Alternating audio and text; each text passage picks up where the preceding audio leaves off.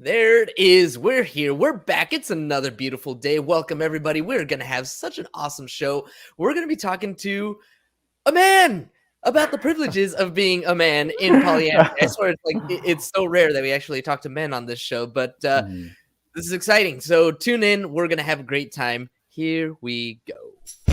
Practicing Polyamory, real-life perspectives from the imperfect people of polyamory. The mission of the Practicing Polyamory podcast is to provide a platform for all of the real-life, flawed humans that practice polyamory so that we might all learn from one another and grow as a community. Enjoy the show. All right. Welcome everybody to this beautiful Tuesday. Tuesday.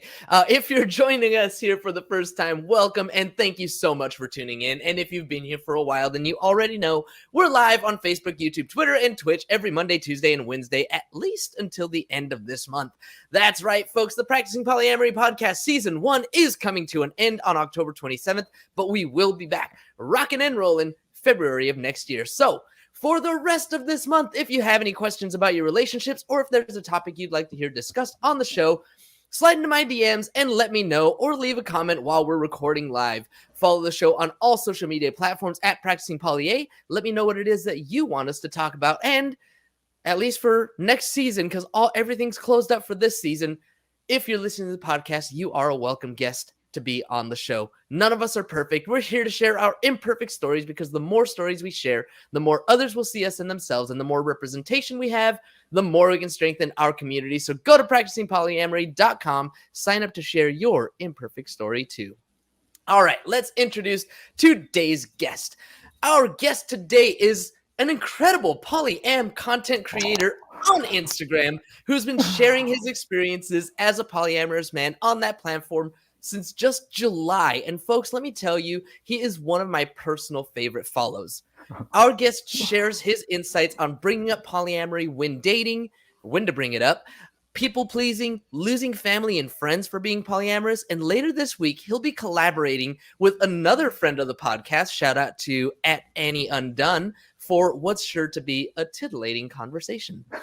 Our guest is also a polyam-friendly photographer, and you all definitely need to check out his portfolio. He specializes in portraits and boudoir experiences, and what he loves most about his photography work is how much it helps people experience confidence and self-love when they see themselves through his lens.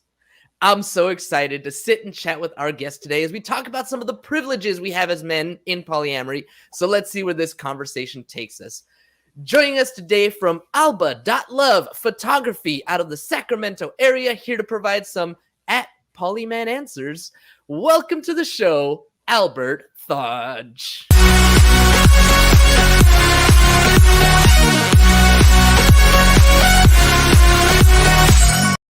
I probably mispronounced your name. Can you correct me? That's okay. It does not sound like how it's spelled. It's actually pronounced Albert Thoj. Thoj. Okay. Yeah, you got it. Yeah. Got it. I was like, as soon as it came out of my mouth, I was like, I totally flubbed that. Yeah. Should have asked you before the show. But Albert, thank you so much for hanging out with me today, for spending some time here with us on the show. I gave a little bit of your background, just what I can find on the Google button. But tell us a little bit about yourself, things that we won't necessarily find if we just search your name. Okay.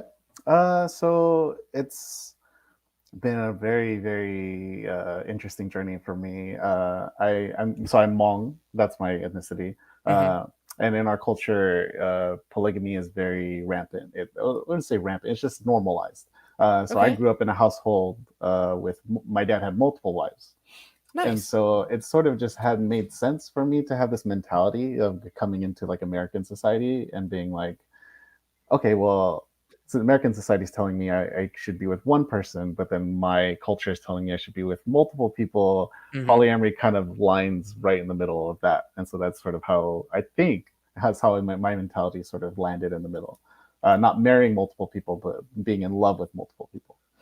Right. I love that. I love that. It's interesting that your cultural background kind of what it contradicts with where you, I guess, grew up. did you grow up? Is that Vietnamese? It's a Hmong. Hmong. It's the same area. It's a very Same area. small tribal ethnicity that grew up like in the mountains, right next to Vietnam. Mhm. Okay. I didn't Mhm. realize that it was its own separate country, but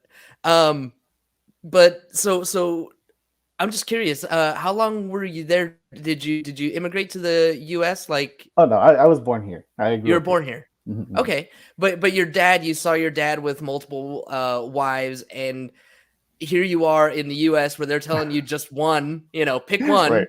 Yeah. and you have all of these contradictions. I just think that that's amazing, and so you landed with polyamory. It kind of seems to make sense in the middle of both of these things. Mhm. Have you like talked with your family about this choice, and like what are some of the differences? Because I mean, obviously in polygamy the wives are not equal on that footing, right? It's one man, multiple wives, Mhm. and the wives don't have that option. Is that correct? Am I getting that Right, right? right. So it's a very patriarchal system, Hmm. which kind of, that was the common thread between the two cultures, was that it very much was a patriarchal system. Hmm. I think American society is just a little more subtle about it. I think, but with our culture, it was very much the man is in charge, and the man is sort of like uh, purchasing wives. The man who has more resources can have more wives, and to have Mm, children is the ultimate goal. And so it was sort of like a hierarchy. If you could give more, if you could bear more children, then you were more valued, basically. got it. Got Uh, it. yeah, and when I came out to my family about being polyamorous, about wanting to date multiple people and not necessarily marrying them, because that's what they were used to. Like, okay, Mhm. you want to marry multiple people, that makes sense. But for me, it was like uh, not quite. It was not taken very very well at all.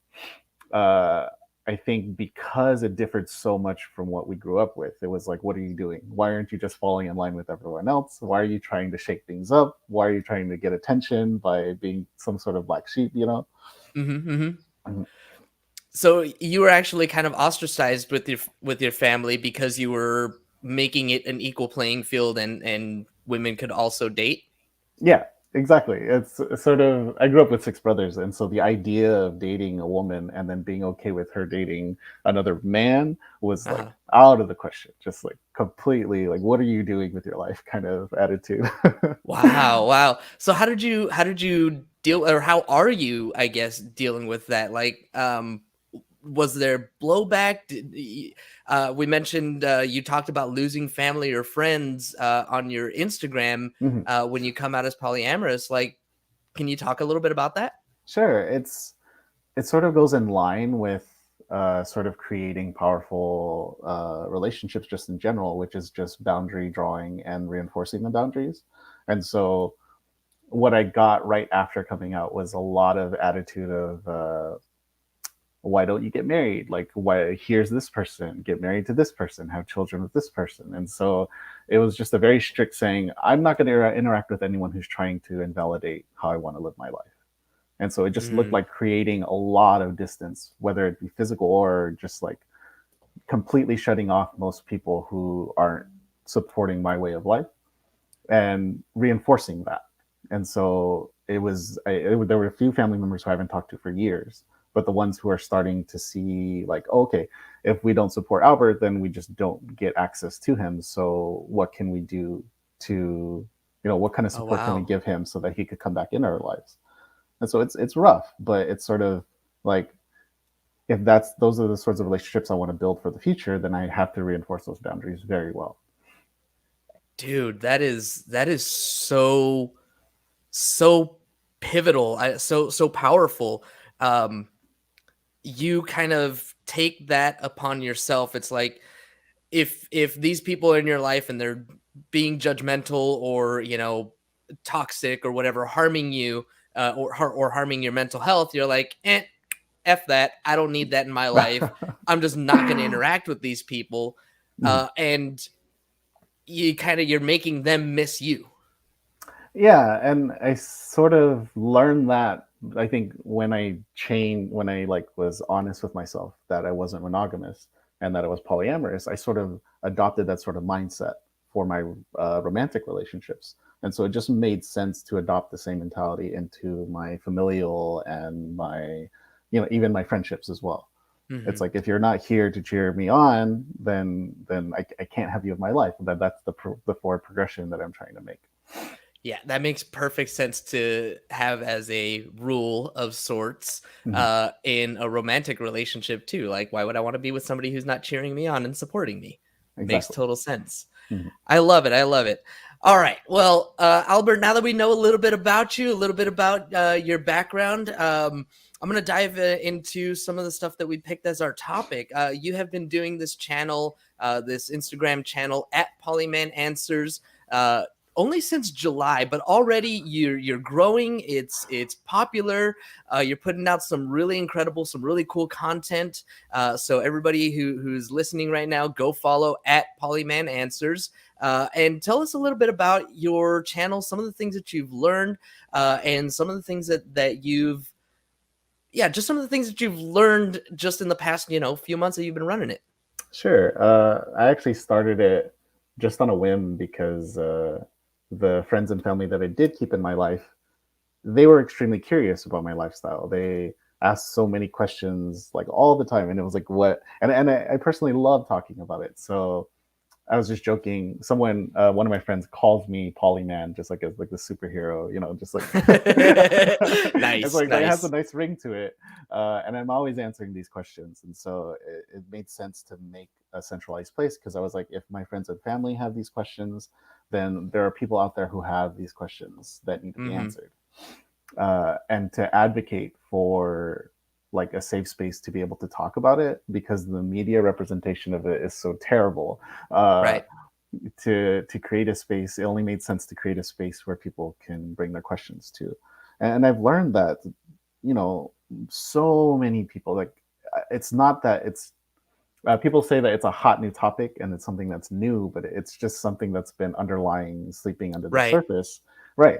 Like, everyone wants to talk about it, even if they're not personally interested in their own life. Everyone at least wants to have a conversation about it.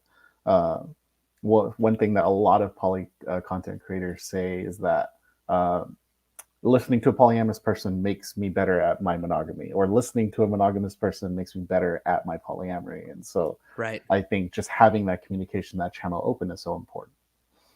Totally agree with that. Totally agree with that. When you were talking about being called Polyman, like that's a superhero, like you're being acknowledged by your friends for this skill set, this whatever. And it was kind of a little bit of what you and I were talking about before the show started, to get into our topic. When it comes to being a man in polyamory, there are certain privileges that we have. And I think you kind of touched on it in this sense, that when somebody looks at you as a poly man and says, oh, damn, you're a hero, like you're my hero, right? We have, as men, more of a tendency to be praised for having multiple girlfriends or whatever it is, that we're doing. Whereas women, what we mentioned, is more of a shaming. So can you kind of give me your thoughts on that? Give me some of the things that you were thinking about coming into this that you wanted to touch on that subject. Sure. When I made the decision to become open about it on social media and just in general, when I talk to people about it, it just came naturally to me. And I was, the first few times when I started telling people, it actually created a lot of curiosity. It actually felt really good to have someone say, wow, that's interesting, tell me more. And what I found from my female partners is that they are not often met with that at all. That they're often met with the shame or sort of just like judgment, like, oh, you're with multiple men, you're with multiple people. And I just found it very interesting. How come I wasn't like, I definitely was ostracized for different things. So like, but then like they were given this like blanket statement of, okay, you should be with one man. That's healthy for you. That's good for you. You should be with one person. But for me, I was getting high fives. So like, well, what's the difference, right?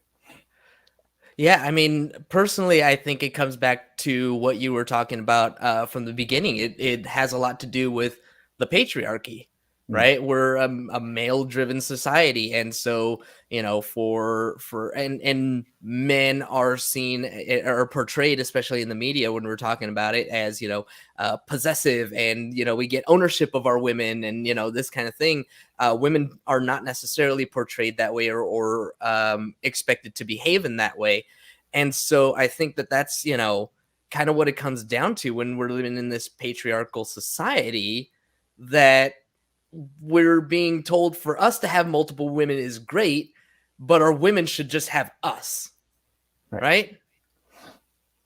Is that something you experienced as well? It's a good question. I can't really think of it so far. I haven't had, maybe I just haven't had enough partners to be able to speak on it in that way. Mhm. The partners that I've had, during this time, one of them I was married to, and so we both kind of had the same, coming out and experiencing a lot of the same uh, judgments, I guess, or questions, but we kind of faced Mm. it together. I see. And my other partner, she had already been out for a while, and so I haven't really seen that much of it. But yeah, I mean, I think that that's what it comes down to, is just the general patriarchy, where even in your family, Mhm. everything was good until you said that the women are also allowed to date, right?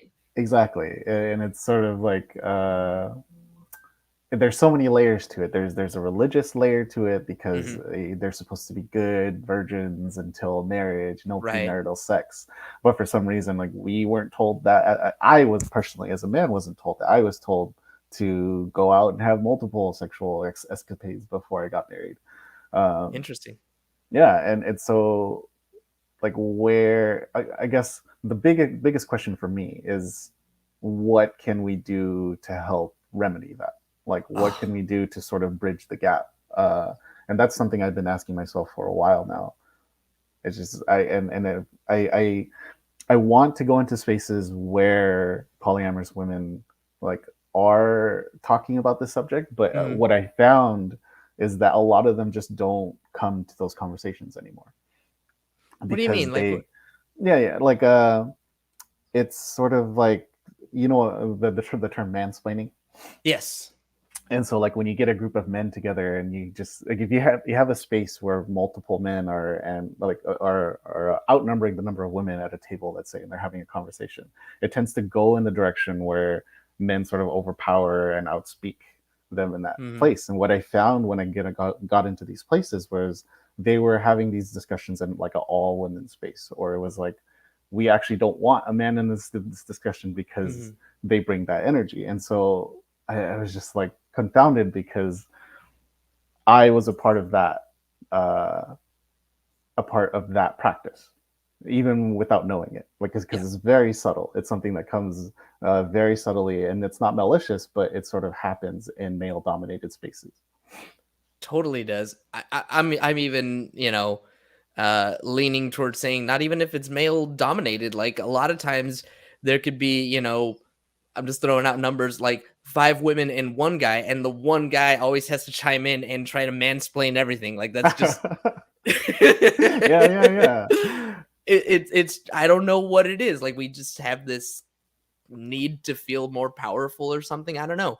Um, but kind of in asking in your question though, like what can we do? I ask myself the same thing, and there's like so many different things that need to be addressed. These are always like big world problems, or like big picture problems that I think of that I definitely don't have the answer to. I think the only thing that I try to do is to, create this space, and I think that that's what you're doing too on your channel, is just creating a space. I am trying. I'm trying my best because I think just being able to talk about it out loud is the first step, and Mhm. just being aware of it is the first step. Right. Uh, I don't think, and this goes into the whole like I'm a man, so I got to be the savior and I got to be the hero here, and I got to change all this. But it's sort of going to be it's going to be a very long process in trying to remedy this. It's going to be very subtle steps to bridge those power dynamics that it comes from being a man. Yeah, I think getting back to that question, I think part of what we can do is just to address our fellow men. Right? There was a family party that I went to. This was back in May. Big family party. We were all having a good time. It was like a 3-day party. No bullshit, right? We went camping, and just like we rented out this whole area, and I mean it was this big event. It was great. But during one of those nights, I remember like we were getting food or something, and I made a comment about eating chile, right? Eating chilies.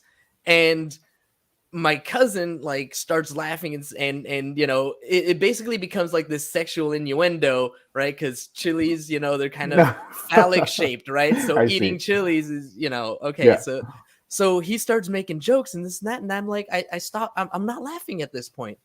And it hit me in that moment, like, first of all, I don't laugh at gay jokes anymore. Like, gay bashing isn't funny to me anymore. Like it was when I was a kid, right? Like I remember growing up, and I'll make the gay jokes and right, drop that F-bomb, and like growing up, all of that stuff was normal.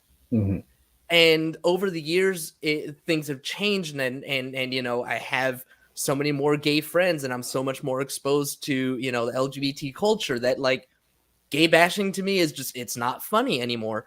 And I took that opportunity that day to like make that stand, to like draw attention to it and say, look guys, that's not funny. Like what if I actually was gay? Like what if I did like eating chile, right? Like what if that was something that I like to do? How would I feel safe telling you guys about it when you're over here cracking jokes?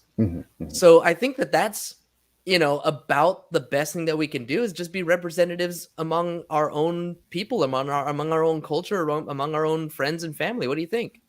Yeah, I mean, like there's a lot of very subtle, just like patriarchy reinforcing ideas, right? And it does start with that, but you have to go about it in a very specific way, because the people in my life who are just convinced that it's okay to like drop the F-bomb or to make gay jokes, I don't know if I'm ever going to be able to reach them. Like it's good to make a stand for the younger generation to see.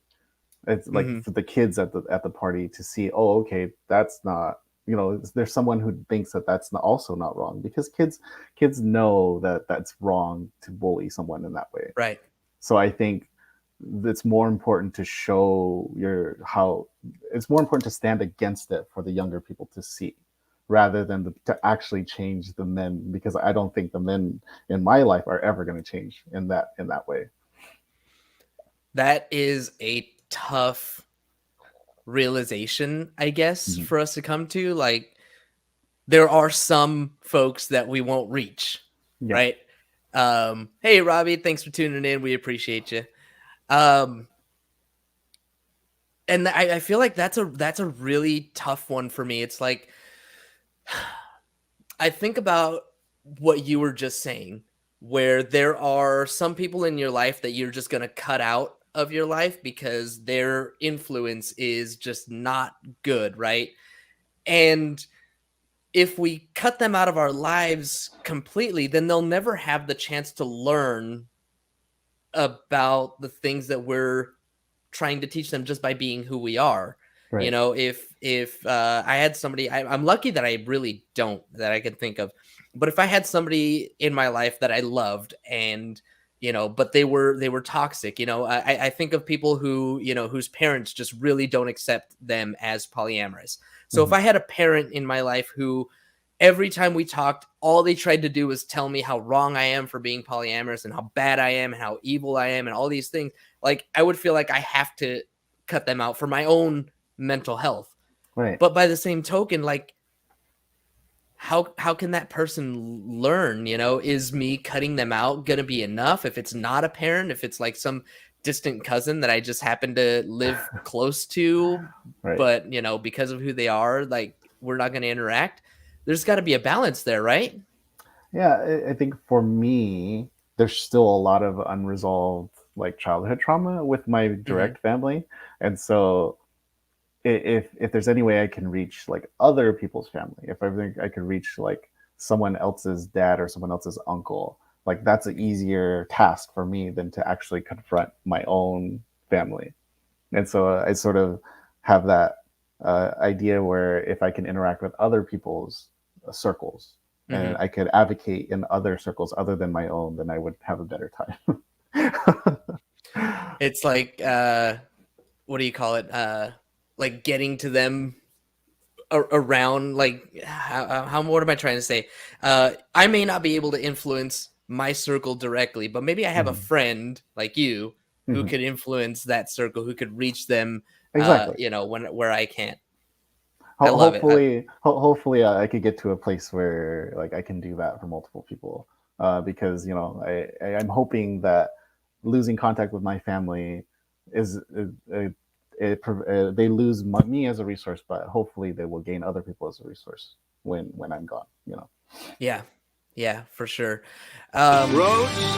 Where we're going, we don't need roads. That's right. We're taking off on this thing. I wanted to ask you just a little bit more about your channel and some of the collaborations that you're doing. I did mention, I want to give you a chance to plug some of that stuff too. I Yeah, mentioned sure. something that you've got going on with Annie Hmm. this Friday, and I think I read somewhere that you're working with Jessica over at Remodeled Love. Uh, yeah, that's right. Remodeled Love has a Discord server that's Hmm. it's a really great place because there's a space for everyone. Like there's a place to talk about animals, there's a place to talk about relationship anarchy. There's a very specific channels for people who are polyamorous to just find other people and just talk about random things. Hmm. And that's actually where I found where I started to talk to Annie, and then just like we found that we had so many similar interests. Uh, and we started talking about the kink side of polyamory, the intersection of kink and polyamory, and we got into this big discussion. And it's like, okay, we should definitely do this live. These are Nice. things that are not talked about often. Uh, and so I would recommend everyone going to Remodeled Love's Instagram and joining that server if you're lacking people to talk to about polyamory. Nice, nice. Mhm. And this Friday, tell us a little bit about that collab you've got going with Annie. Yeah, so we talked a bit of just about how BDSM is seen in the mainstream, and how it's seen as like like 50 Shades of Grey has given us like a very Terrible. narrow-minded look into BDSM, because although it's valid, it's a very small sect of BDSM and kink. Fair. And yeah, one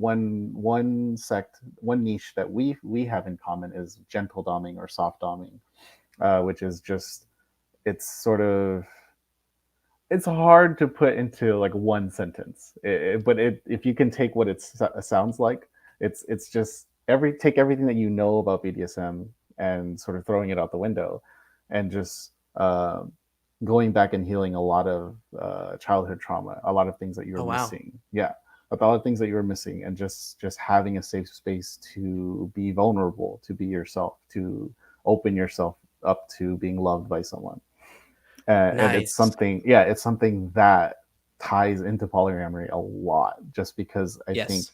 looking for other people in polyamory is a very similar journey. Totally, totally. And that is this Friday on Instagram Live at what time? It's at 1 p.m. Pacific Daylight Time, and then 4 p.m. Eastern Standard Time. She's on the East Coast, so yeah. Cool, cool. So Mhm. 1 p.m. Pacific, 4 p.m. Eastern time, and they can follow you at Polyman Answers for that this Friday. Yep.